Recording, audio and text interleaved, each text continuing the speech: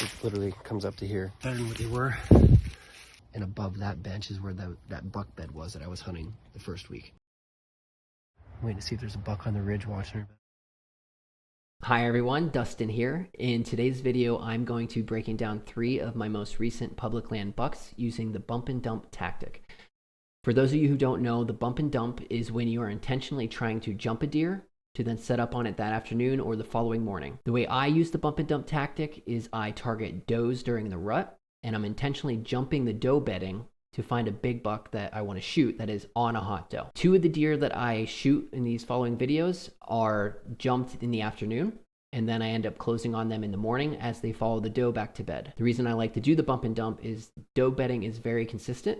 So if I jump a hot doe, there's a very high chance that that doe is going to return to the exact same bed the next day. And the luck factor is just whether or not that buck is still on her and tending her. We're going to start with my 2020 buck, and then we're going to move into the 2022 buck, then 2023. My 2024 buck from public land is already available on our YouTube channel. So once you're done with this video, head on over and check that out. So let's jump right into it. First buck is my 2020 buck. I shot this deer in second week of November.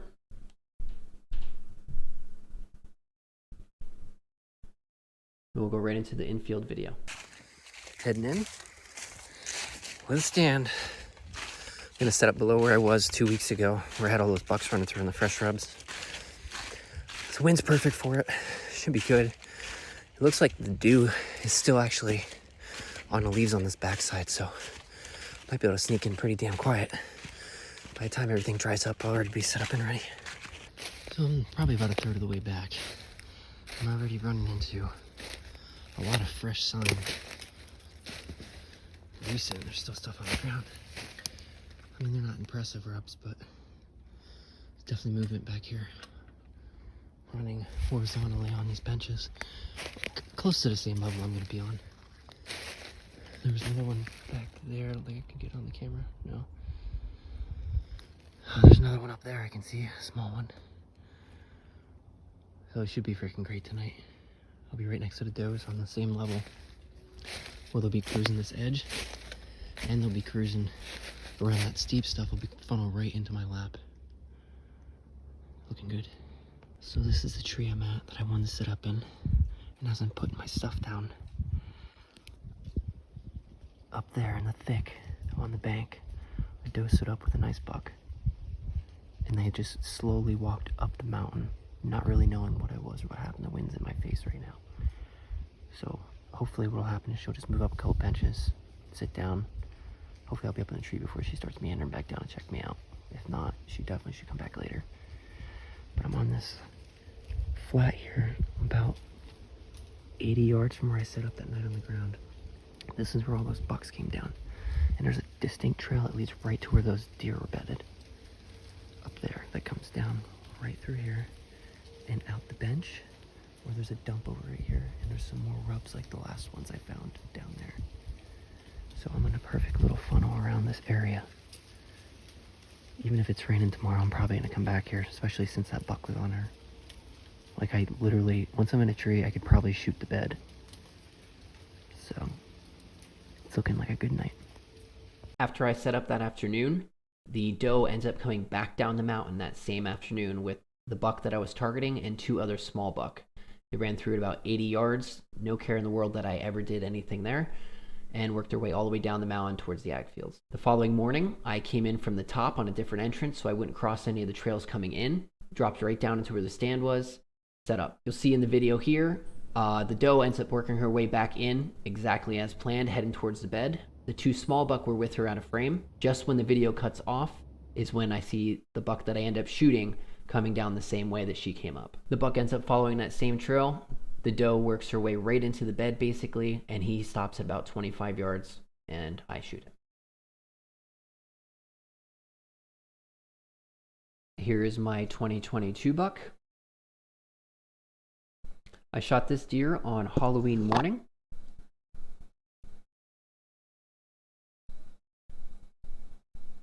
And let's get into the video. So here's the first scrape. The camera spot's just up there. This was not here before. There were actually some pretty good rubs on the line. Nothing giant, but better than what they were. This track's not that big. I assume it's a smaller buck. So I'll walk up here and do a little more looking around. But it definitely is giving me a vibe I didn't have before, where I think a big guy might show up here any day now. Alright, so cell cam's hung. You can see there's this big ravine right here. And it gets real rocky and steep. Right here is where I had the camera last time. It was on one of those trees there. What the deer do is they come up the edge of this ravine here. That scrape is right there. That's fresh from yesterday. And they work this edge up through, and it comes into this little Y right here, where they either use. Could have swore I just heard something running. Anyways, they use this Y here, and they cross right here on this ravine. This is their first easy point to cross, and they seem to use it a lot. That's where all the bears were crossing to. Or they go up this way, and that leads up to doe bedding on that next bench. And above that bench is where that buck bed was that I was hunting the first week. So I set the cam up. I'm gonna freshen up the scrape behind me just to get some set in here. But anything that walks along this edge here and either goes up or left, I'm gonna get on camera. So it should be pretty easy. When I have it set up that they'll be walking toward me or away from me. So that way I have a better trigger. So that way if they're moving pretty quick, I should still catch them on the video.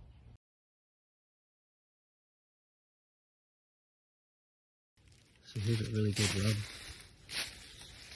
My chest, it literally comes up to here. So that's pretty high. He snapped off the thing next to him there working it. So he's definitely got a decent frame on him. That's at least 13, 14 inches wide there. So I have a feeling there might be one in here that's pretty good. I don't know if it's a giant or something that I want to shoot, but it's probably immature. And there was a couple other ones like that. There's another rub right there that wasn't there. So there's definitely some fresh bucks coming in through here. I really hope that cell cam lights up tonight because this place is so easy to access. In the morning I can just hike straight up the ravine. It'd be shitty climbing all the rocks and stuff, but I wouldn't be able to touch any trails for the deer. So anything crossing the road or crisscrossing anywhere through here, it'd be pretty flawless. So the ravine is that way. On this first big bench here, I just got a feeling I wanted to come this way and check. I found an old scrape. And then I found one that looks like it was kicked up this morning. Again, nothing saying that's a big buck, but this place seems pretty hot right now. I don't know. I'm just getting that feel that I should be in here tomorrow. I'm going to keep working this out just a little bit, see if I don't jump anything or get a better sign. Because with the wind tomorrow, I don't know how effective I can hunt the ravine, just because it might be swirling there with the south winds. Well, the south wind here would be pretty ideal that they could cruise the top here and catch any bedding on the ridge. So I'm going to see if I can find a better spot maybe to hunt tomorrow, unless that cam's hot and I just got to push it and hope I get lucky. Push farther in, finding another scrape. I'm also finding trees that have bigger sign on them. Now, that could be anything, but there's another one over here that's kind of similar. It does have some pretty good gouging on it, and another two scrapes.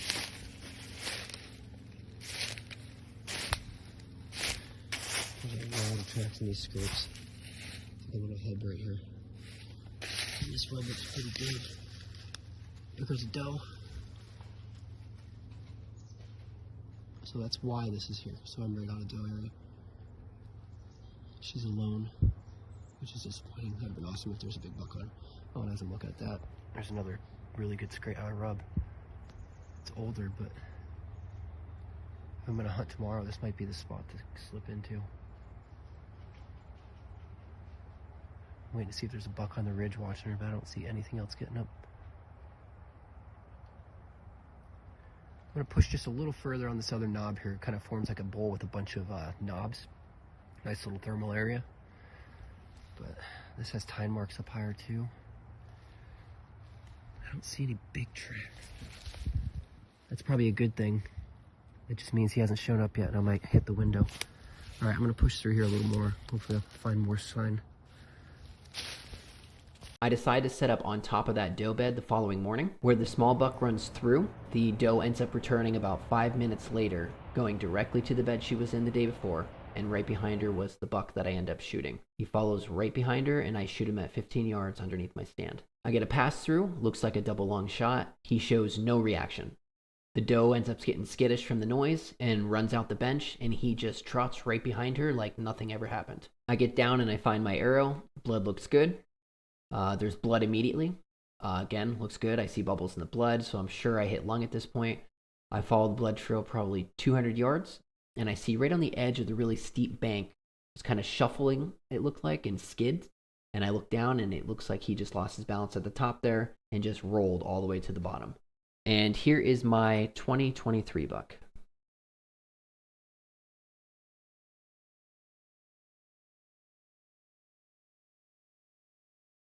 And let's jump into the field video. All right, I found a lot of rubs along this trail. There's this, goes up to my chest, snapped all the way off completely, and there's ding marks up higher. And then most of the rubs look like this. They're on trees about that diameter. They're stripped all the way up. There's a lot of like historical sign on it, signposts and stuff. Right here's the ridge above the little flat. It drops down into a flat area, and that just runs right to the road. And that's where I just jumped all those big ass does. So it's mature doe bedding. And I'm just following this trail now. There's a little ridge on the other side of this flat over here that comes up. So I'm hoping right on the top of that to scrape. There's literally been a scrape every 75 to 100 yards. And these rubs every 150 to 200 yards. So he's working this lower bench the whole way. So I'm gonna just work this out. I have my cell cam still, so I'm hoping on the other end of this doe bedding, there's a good scrape. If not, I'll probably still put it on this trail that runs through here because he's got it tore up all the way back. I continue to push on, and I work my way up the mountain. And as I get higher and higher, I just find more rubs and more rubs and more rubs. And I get to the top third that I anticipate that the buck's probably bedding, and definitely the does. And I just start scooting along all the bedding areas. And I keep pushing and I keep pushing until I finally jump him on a hot doe. Now I come back the following morning and I set up over top of her bed. And I only see a couple small bucks come through. She never shows, he never shows. So then it's back to the drawing board. The following day, I have a different wind, so I choose a different access point, and I'm going to target the opposite side of his anticipated core area. I come in from the bottom of the mountain, and again, I'm finding hot scrapes, I'm finding big rubs, so I continue to just work straight up the mountain following the sign and the terrain, and I get to a little flat on the top where everything kind of just comes together, and you'll see in the video where I lay out all the trails. I jump a group of does in that area, so I have a lot of hot sign, and I have a lot of does. So I'm going to set up directly over top that doe bedding in anticipation that something's going to come check them out, or there's something already monitoring them from a distance. All right, I'm set up on this top. There's the top bench there. There's actually a drive trail. I'm assuming it's a quad path that runs all the way down zigzagging this side of the mountain. It goes right back behind the private houses. And that goes up to the top there. Those 4 doe are right behind me over here. So that path comes down right through here all the way down and zigzags down the mountain. There's a 4-way trail that comes up along this way, comes right underneath my stand, and zips that way. And it's beat down just like the picture I sent you. And that trail runs this way. And then it dumps down over this little point here to the secondary bench. Now where that big guy is bedded, where I'm assuming he's bedded, is where this bench line wraps around and meets out that way. Or he's bedding up on this top here and he's just jumping down. But right here, you can probably see it in the video, there's a beat down path. So I have like 5 or 6 trails that are looking like that, right in this little pocket. And this jumps, crosses through and jumps straight up there. So my wind right now is blowing north. It's supposed to start swinging and it's gonna blow pretty much right there. So I'm just off on the top. I hope he doesn't come from the top. I don't think he will, just because it seems so open up there. He's gonna come through. I think he's gonna work that bench out, and he's gonna pop up right here. And he's just gonna work the thicker stuff down this way, and then just jump down, I hope. On the bottom, there was a lot of fresh scrapes from this morning, and some big tracks in them, and they're like 80 yards from the car. And all of the tracks and trails that I followed up here lead to these benches. So we already know that he beds on this bench. Hopefully he decides to come out this way, especially since there seems to be a lot more doe population on this end. I wasn't in the stand very long, and a buck worked that bench out and popped up just like I thought he would, right on that beat down trail, and then wrapped around the corner, heading towards the top of the mountain where that beat path crosses the quad trail. It was a really nice 10-point. I had him at about 20-25 yards. Released the arrow, and I nicked a tiny little sapling I did not see, and it skipped my arrow right over his back. That deer ended up taking off, going over the top of the mountain. Obviously, I was distraught. And while I'm sitting there, miserable, texting Logan that I just missed a buck, I hear a snap, and I turn around not even 30 seconds after that, and the buck I end up shooting comes directly down from the top where my wind originally was blowing before it shifted off to the right. So he was just off my wind, came directly down that same beat down path, and I stopped him in the exact same spot where I missed the first buck. Except this time, I watched for the sapling, and I shot him at 25 yards, and the rest is history.